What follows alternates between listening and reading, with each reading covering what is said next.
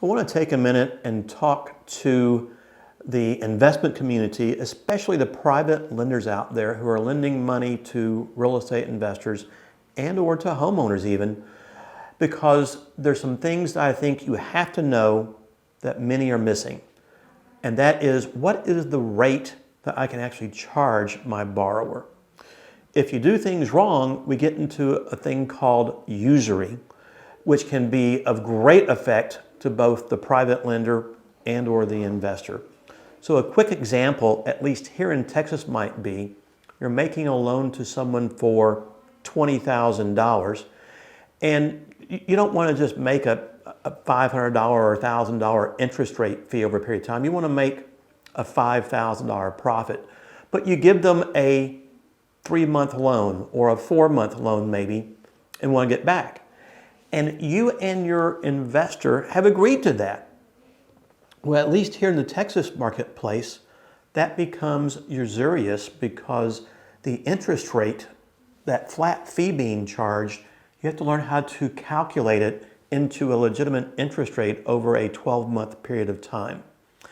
And what may look like a simple flat fee may wind up being exceedingly usurious. So let's just take a minute and walk through this a little bit out there. So usury takes on different systems out there, and what that simply means is there are set interest rates, maximum rates, that a lender can charge a borrower.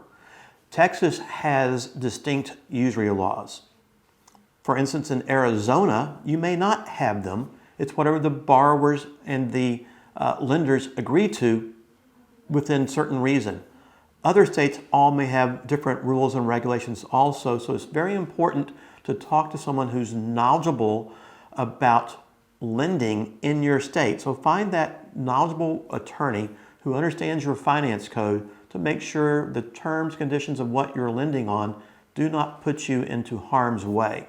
Now, here in the Texas marketplace, for instance, we can bifurcate usury. There is loans to a consumer, which might be, let's say, an owner-occupant of property, or loans to the non-owner occupant or the commercial world, and they're a little bit different. I believe here in Texas, the maximum APR, or annual percentage rate, that you can charge a consumer is 18%. I'll tell you, most lawyers don't want you pushing that threshold. We want you to be just a bit below that if possible. On the other hand, if you're lending money to a corporate entity, a corporation, an LLC, limited partnership, things of that nature, you may be able to go up as high as 24% on an APR. But how do you get there? So let's take a minute and give you a quick example. Let's say you want to lend somebody $100,000 and you want to make $10,000 on that. Well, if you provide them a 1-year loan and a flat fee of $10,000, that'll calculate out to a 10% interest rate.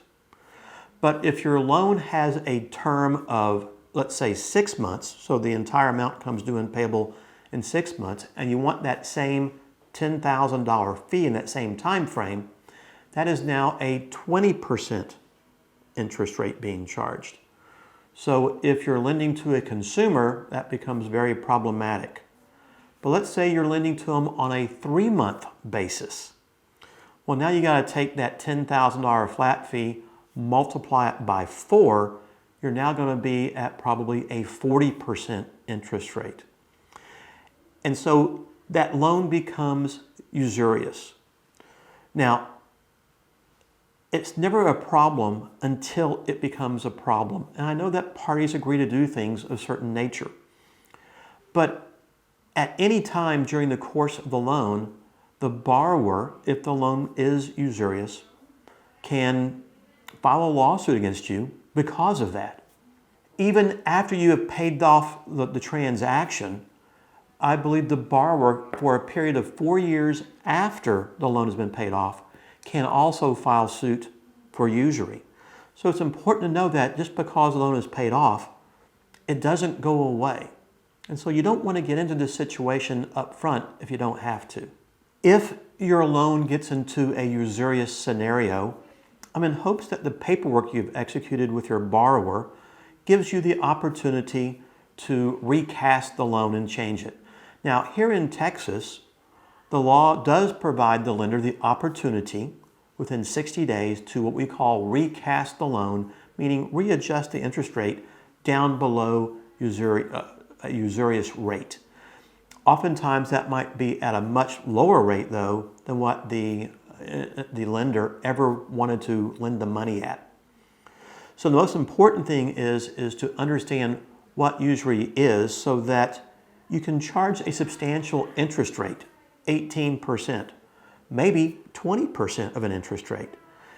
But you've just got to be cautious that you don't pass that 24% threshold over a 12-month period on an APR, again, annual percentage rate. So if as a private lender, you find yourself in a usurious position and you have charged your borrower this substantial fee, maybe the loan has been paid off, they can still file that suit, as I said earlier, against you, and you may have to refund them any interest you collected over and above a prescribed interest rate to get you out of that usurious position. In addition, if they filed that lawsuit, you may also have to pay the attorney's fees as well. And that's when things start to get expensive. So at least in Texas, there's an exit strategy for the lender who has gotten themselves into a usurious type arrangement. Make certain you consult with an attorney in your state about this and understand what your options and obligations are, because they can be very different on a state-by-state basis along the way. Things that I've been seeing in the marketplace is you have very short-term loans, let's say 30-day loans, where borrowers are actually borrowing earnest money on a transaction. And there's the substantial fee for that being charged. Well, imagine if that's a 30-day loan, multiply that fee, whatever the interest rate calculates out to be, by 12, and all of a sudden, this could be a 600% interest rate loan. That becomes problematic. There are a lot of investors who are providing first liens, second liens for maybe renovation loans, rehab loans, and things of that nature along the way, and they're charging these substantial flat fees. You've got to know how to do the interest rate calculation properly to look at what the APR is, and that's where the problem keeps arising, because I see the industry not understanding, at least here in our Texas marketplace, as to what usury is. So let's assume for a moment that as a lender, you get sued for usury by your borrower. Again, you have an opportunity to recast that loan and fix the problem here in Texas within 60 days. The problem is if you don't, well, you could be liable now not just for the entire amount of interest that you charged. You're going to be liable for attorney's fees. It is possible you could be liable for treble damages, and possible that the entire amount of the loan has to be forgiven, meaning your entire principal amount is now gone. So there are some serious issues out there regarding usury. You want to make sure you have a good understanding of what it is. Protect yourself so that either currently or after your loan is paid off, you don't fall into the usury trap. So guys, you can make really good money being a private lender. You can make great interest rates. Just understand what you can do. Check the rules and regulations in the state where you're making those loans and stay compliant. It'll protect you guys down the road long term. So if you're interested in creative financing, learning how to do creative finance transactions the right way, maybe even some lending the right way, take a moment and check out our website at theownerfinancenetwork.com.